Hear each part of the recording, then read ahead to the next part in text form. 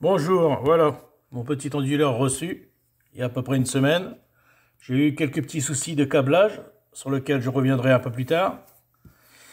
Donc 3000 watts en alternatif et 1000 watts de PV maximum. Voilà. Voilà, reçu le petit VPR avec une autre utilisation sur lequel ils expliquent pas à quoi ils servent les câbles. Puisque c'est des portes communication. Vous pouvez voir là sur le côté. Donc celui-là il se termine en USB. Il démarre en USB aussi, mais d'une autre façon. Et celui-ci, bah, il démarre en Ethernet, puis il finit en, comment on appelle ça, DB9. Je sais pas ce qu'on peut faire avec du DB9, mais bon, peut-être qu'il va falloir que je rachète une prise exprès, pour mettre carrément un câble Ethernet. Faudra que j'essaye. Voilà, la fameuse prise que je sais pas quoi faire avec. Là, le bout prise Ethernet. Et le fameux USB qui se trouve ici, voilà, qui démarre comme ça au niveau du boîtier, qui finit en USB normal. Et là, sur l'autre côté, on a le bouton de marche arrêt. Et voilà la fameuse étiquette d'explication. Du mal à voir quelque chose de net là. Donc là, vous voyez bien qu'il y a 3000 watts en 24 volts. 3000 watts, c'est pour l'alternatif. 1000 watts pour les panneaux. Donc il accepte les batteries de 24 volts. Il a une plage de travail entre 30 et 80 volts. On voit pas bien, c'est pas net. Avec un maximum de 102 volts. En VOC, c'est-à-dire au maximum de ce que est capable de donner le panneau en tension, c'est-à-dire avec zéro d'intensité. Voilà, petite explication rapide sur le nouveau matériel. Donc c'est bien un petit onduleur, comme je vous ai dit, que je vais monter ensuite. Donc voilà le petit VPR. Il est bien sûr branché en provisoire pour faire des tests, voir s'il fonctionne. Car j'avais déjà fait un premier test sans câbler les batteries. Et il se mettait à biper, à clignoter dans tous les sens. Alors que sur la notice, il est bien marqué qu'il peut fonctionner sans batterie. Ça, apparemment non. Donc du coup, je l'ai sorti, je l'ai rebranché. J'ai branché les batteries dessus. Et là, ah oui, peut-être que je mette le courant. Voilà, il démarre normalement. Il m'affiche. Ah, on voit pas bien avec le rétroéclairage. Enfin, il fonctionne. Par contre, ce que je trouve bizarre, c'est que là, je suis sur la touche arrêt. Il est déjà en route. Et quand je mets sur marche, il bip. On entend quelque chose claquer dedans. Ou alors, quand c'est arrêt, c'est pas arrêt complet en fait.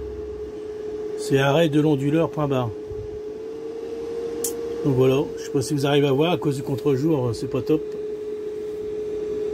Voilà, premier essai vidéo pour vous montrer que l'appareil fonctionne avec batterie. Sans batterie, il se met à biper et clignoter dans tous les sens. Voilà, premier petit retour. Maintenant, je vais installer, câbler tout ça. À tout de suite. Alors, donc les panneaux alimentent ma batterie, comme vous pouvez le voir sur le logiciel. Et bien sûr, EDF Enedis alimente mes sources. J'ai, le plus important, 29 volts 7 qui arrivent des panneaux, 0 watts de PV, et ça c'est faux, je vais vous le prouver, ainsi que 24,97 au niveau des batteries, ça c'est vrai. De l'autre côté, bah, pas de puissance de sortie, parce que en fait, le logiciel, il doit pas voir les petites puissances. Genre, si j'ai une lumière allumée, n'importe quoi, il ne voit rien. Je me demande si en dessous de 100 watts, il est capable de voir. Maintenant, je vais vous prouver que les 0 watts PV, bah, ils sont faux. Le logiciel, je sais pas pourquoi, il donne pas la vraie puissance. Je vais vous la montrer de suite. C'est pour vous montrer le temps pourri. On voit pas le ciel. Brumeux. Maintenant, je vais vous montrer le petit onduleur que j'ai installé, sur lequel il est marqué 19 watts de panneau. Et comme vous pouvez le voir, mes panneaux alimentent bien la batterie et Enedis alimente mes charges. Voilà. Pourquoi ça ne m'indique pas la puissance des panneaux sur le logiciel, je sais pas. Il doit pas être au top à mon avis. J'ai toujours mes petits compteurs continu pour l'entrée batterie et l'arrivée des panneaux. Mais là, c'est l'arrivée des deux panneaux qui restent, le 400 et les deux fois 150 watts, car les deux 375 watts arrivent ici, sur le l'onduleur. Donc en fait, mes autres panneaux sont en parallèle par rapport à l'onduleur, et ça a l'air de bien fonctionner. Ça me permet de recharger les batteries. Voilà. Petit retour vidéo sur le logiciel qui s'accompagne avec l'onduleur. C'est Watch Power. Il a l'air assez complet. Voilà, il vous montre ici les panneaux, ici la batterie, ici le réseau et ici les sources. Là, comme vous pouvez le voir, le réseau, hop, il alimente les sources et les panneaux. Voilà, on voit le petit carré qui descend. Il va alimenter les batteries. Pourquoi? Parce que j'ai mis des valeurs de réglage minimum. C'est-à-dire quand la batterie arrive à 24 volts que j'ai réglé. En dessous, il passe sur le réseau. Et du coup, on n'alimente plus les sources avec la batterie. En dessous de 24 volts, ça passe directement au réseau. Et c'est le réseau qui alimente les sources pour éviter de descendre la batterie trop bas. Ça, c'est le point bas pour la batterie lorsque ça veut passer en réseau. Et ensuite, j'ai le point haut que j'ai laissé par défaut, qui était à 27 volts. Ils disent batterie complète, batterie chargée à fond. Mais en fait, c'est un réglage de redémarrage de l'alimentation des récepteurs par la batterie. Donc là, je suis à 25,63. Comme vous avez pu voir dans la vidéo précédente, le temps est pourri. Donc ça a du mal à recharger. Mais une fois que j'arriverai à 27 volts, au lieu d'alimenter par le réseau, j'alimenterai plus par le réseau, mais je vais bypasser et alimenter avec mes batteries. Jusqu'à temps que j'arrive au point bas de 24 volts, pardon. J'ai laissé 24 volts pour l'instant. Je fais des essais, je verrai lequel est le meilleur réglage. Lorsque je descends en dessous des 24 volts, hop, il va bypasser sur le réseau pour éviter de descendre mes batteries trop bas.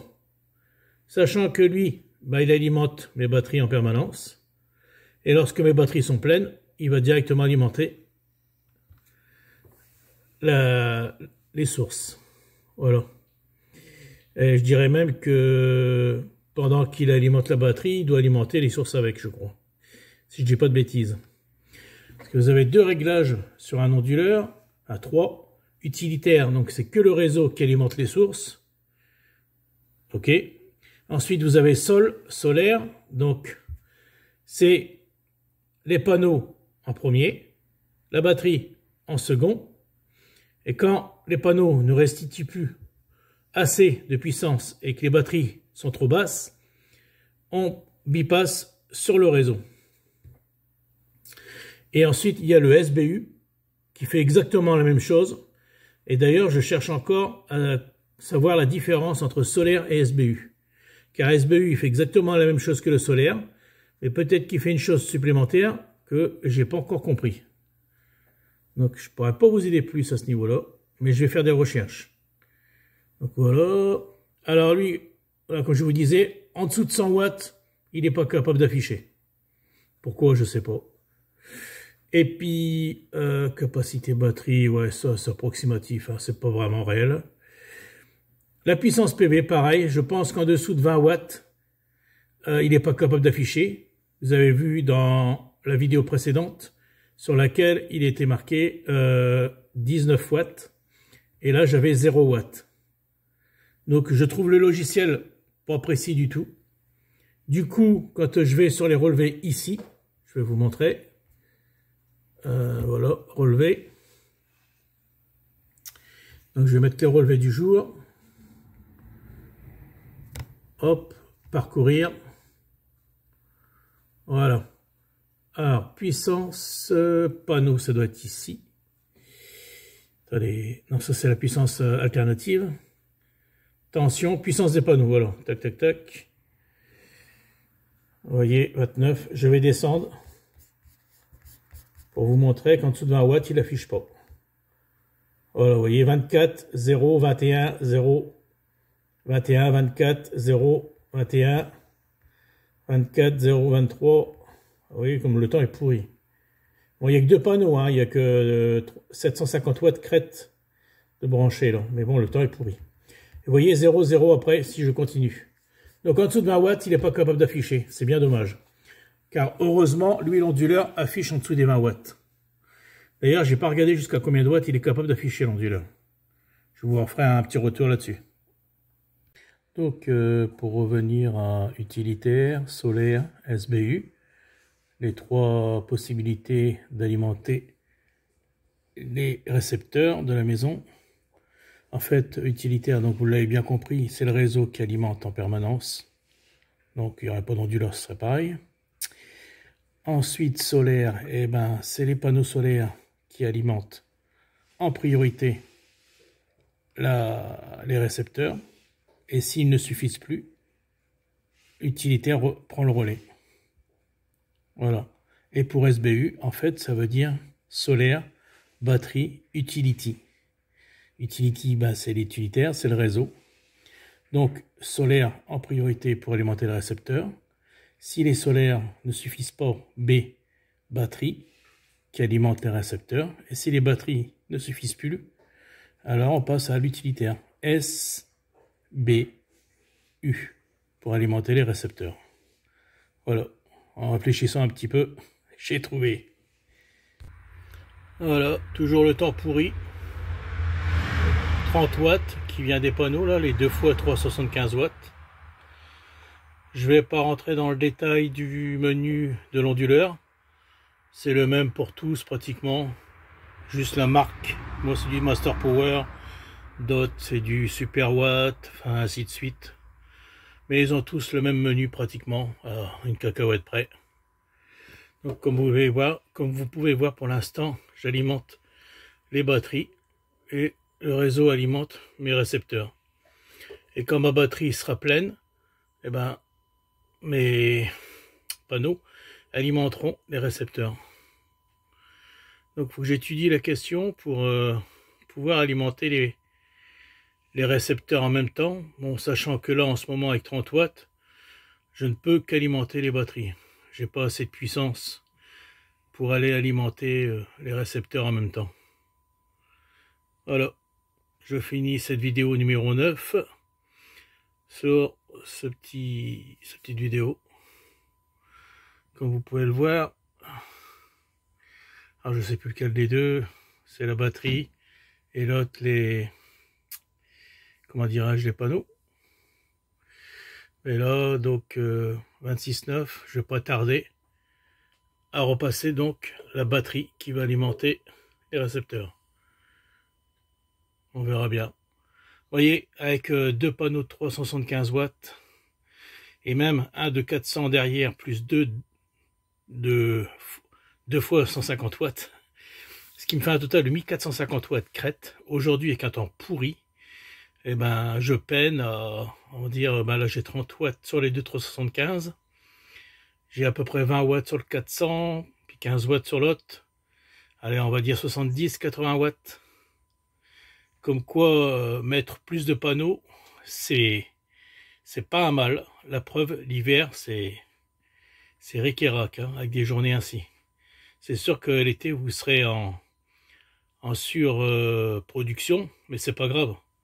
Faut mieux surproduire l'été et puis suffire à l'hiver.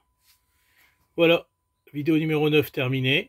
Je reviendrai vers vous quand j'aurai mes nouveaux panneaux ou un nouvel appareil. Merci à tous de me suivre. À bientôt.